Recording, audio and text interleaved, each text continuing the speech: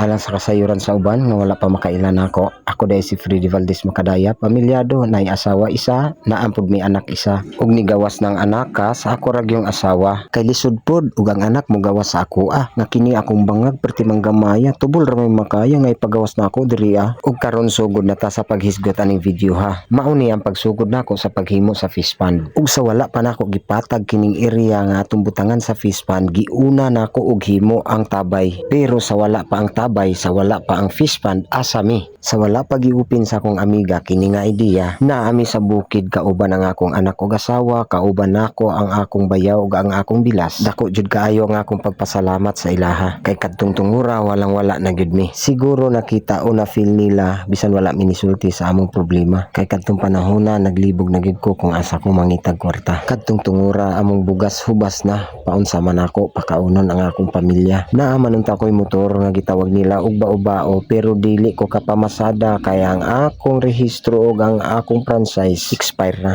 Kung makabiyahe lang gid unta, pwede ra gyud bahulipan ang kada adlaw nato nga panginahanglan. Kabalo naman ta nga sa kalsada na magimamara ug ang atong mga papel pangitaon nila. Unya wala man gid ko naanad nga mo biyahe ko nga dili ko kumpleto. Unya wala man ko naanad nga magsupak-supak ko, magpabadlong ko labi na gyud sa balaod sa trapiko. Mao nga nagpasalamat ko kay nay ni offer og trabaho. Walay lain kung dili ang pagpanguling. Ang mga karaan nga punuan sa guma nga badli na dili na mohatag og duga, maoy among giuling. Dako kay nga pabor alang sa kuha ang gi-offer nila tungod kay pag-abot namo didto nakita nako nga plastar na giputol-putol na daan sa akong bilas ang mga punuan sa guma. Ang isa pa jud nga nakapalipay sa ako kay ang mga punuan sa guma dili na nato paliton kay libre ra. Dili na jud ko kinahanglan mo pagawas og kwarta kay ang gikinahanglan nga kapital ang kusugra. Bisan wala ko experience sa pagpanguling pero naa man ang akong bilas andaman mo tabang sa ako ug mo guide sa ako kung paunsa na ko i-prepare ang tanan ug unsaon ako maplastar sa butanganan. Pila ra may istorya naghimo kog bangag giplastar na ko didto ang kahoy akong gihalingan hangtod pagkauling ug hangtod sa akong pagbaligya ako naging nakita ang bunga sa akong pagpangita.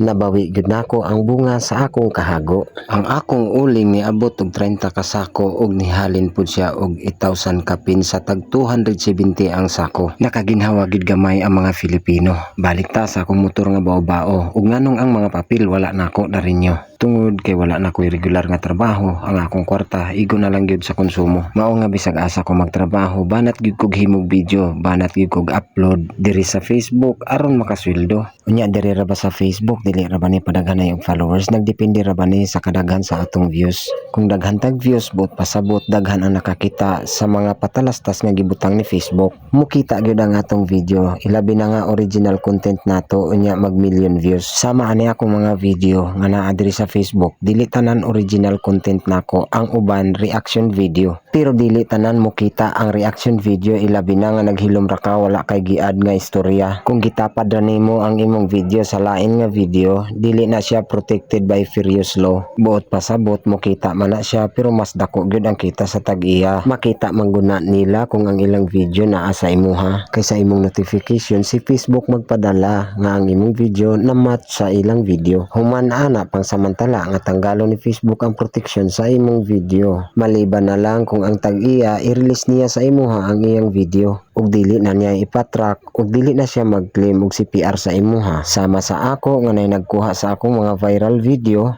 okay ra sa ako og akong gi-release sa ilaha ug wala ko nag-claim og copyright sa ila. Dili ko angay nga masuko, dili pug ko angay moingon nga gikawat ang akong video kay gi-upload man ako ni nga public so makita gyud sa tanan ug pwede kaayo nila kuhaon ang video nga dili na kinahanglan mananghid pa sa imo. Kay para sa ako mali gyud nga tawagon nato nga gikawat ang atong video nga bisag gi-upload nato nga public. Gawas lang kung gi-upload nato nga private unya nakuha ra gihapon nila, gigamit nila kana pwede ta moingon nga gikawat gyud bisag i-private na nakog upload. Ang importante ilang gigamit ang atong video sa purpose nga maayo. Kaya abi ninyo daghan manggugog nakita ngayon ana nga magreklamo sila kuhaon ilang video. Bisag unsa-unsa na lang itawag nila sa tao, ilang pagkaulawan ng tao kay kuno gikuha ang ilang video. Okay ra na kay sila man na ilahaman po ng video. Pero ang dili maayo kanang ang imong content nitabang ka sa mga tao, daghan kay kagihimo nga maayo maayo nagpatukod kag balay nihatag kag bugas pila ka sako kay lagi content nimo nga motabang ka sa mga tawo. Unya ang imong video gikuha sa pobre kaayo nanginahanglan gyud in taon ang tawo mao nga gi-upload niya ang imong video kaysa pamasin nga puhon makasweldo aron nga ang iyang mga anak mapakaon sa sakto. Imbis nga isipon nimo nga nakatabang kaadto nga tawo sa paggamit niya sa imong video, ang imong gihimo gi-claim nimo ang video gipakaulawan pagid nimo. Ug karon mangutana ko,